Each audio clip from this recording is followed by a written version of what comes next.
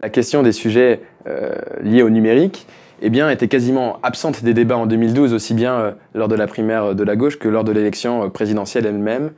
Et qu'en 2016 et qu'en 2017, elle est appelée à occuper une place beaucoup plus conséquente. On le voit aujourd'hui, tous les candidats se positionnent sur ces sujets-là. Et ce que l'on peut dire à la lecture de leurs différents programmes, c'est qu'il y a une sorte d'optimisme général face à cette question du numérique. Aujourd'hui, tous veulent accompagner cette révolution et se rattachent finalement aussi à la vision de l'économiste Schumpeter, c'est-à-dire que l'innovation, certes, détruit des emplois, mais en crée en nombre supérieur par cycle à terme.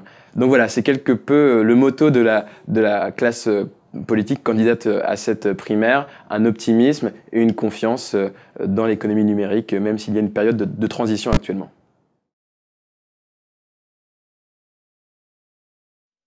La plupart des propositions finalement se focalisent aussi bien sur le droit du travail que la fiscalité. Ce sont vraiment les deux grands pans majeurs.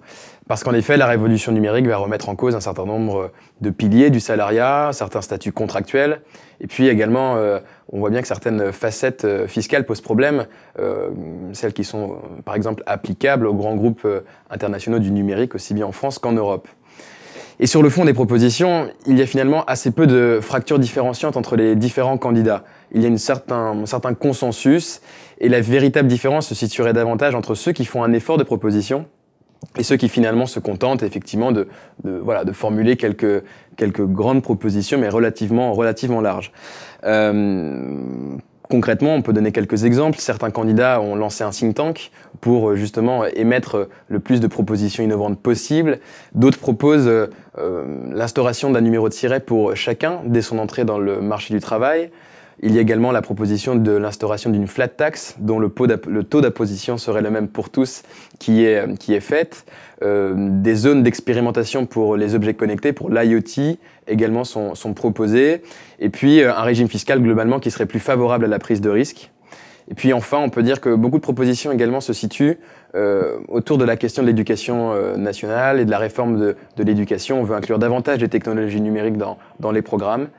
Voilà ce que l'on peut dire sur les propositions qui sont formulées par les candidats assez concrètement.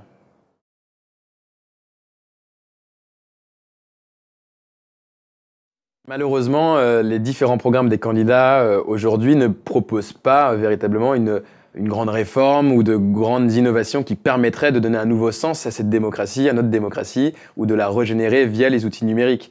Aujourd'hui, certains proposent bien sûr de s'inspirer de ce qui est fait au niveau local notamment, c'est-à-dire des applications qui permettent de relier, de créer un lien de confiance entre les élus locaux et les citoyens, de s'inspirer un petit peu de ce qui est fait localement ou également dans le cadre de l'éducation nationale, puisque de plus en plus d'outils sont aujourd'hui utilisés au sein des programmes. Mais il ne m'a pas été possible de lire un grand programme qui ferait effet de Big Bang pour régénérer la démocratie, faire d'une démocratie française une démocratie 2.0. Donc ça reste relativement flou. J'espère que le débat des primaires permettra peut-être justement d'apporter quelques précisions et une vision plus globale et plus ferme aussi de ce que peut être cette nouvelle démocratie plus participative, plus collaborative grâce aux outils du numérique.